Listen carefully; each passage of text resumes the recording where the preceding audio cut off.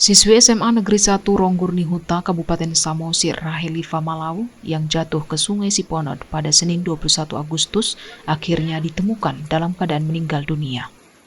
Jasad korban ditemukan pada hari keempat pencarian, yaitu Kamis 24 Agustus 2023 oleh tim SAR gabungan.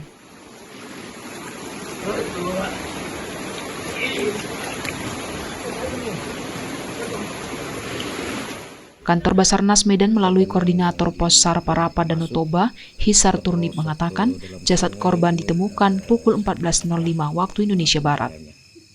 Karena kendala putusnya komunikasi hingga sulitnya menentukan titik koordinat personil, jasad korban akhirnya dapat dievakuasi 5 jam kemudian.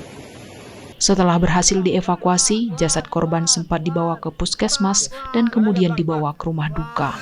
Kendala yang buat sebenarnya itu minimnya informasi dari masyarakat yang mengetahui karakter sungai ini. Itu yang pertama. Kedua, setelah ditelusuri, sungai itu sebenarnya ada penyempitan. Itu yang membuat kita harus mendatangkan alut kayak dan inflat. Dan ternyata berhasil menemukan korban sekitar, kalau secara mapping itu sekitar 1 km.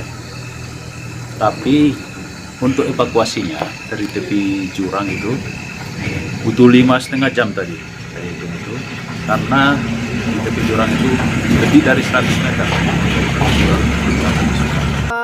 Diberitakan sebelumnya korban saat itu diketahui hendak berangkat menuju sekolah mengendarai sepeda motor melewati jembatan Sungai Siponod sekitar pukul 07.10 waktu Indonesia Barat.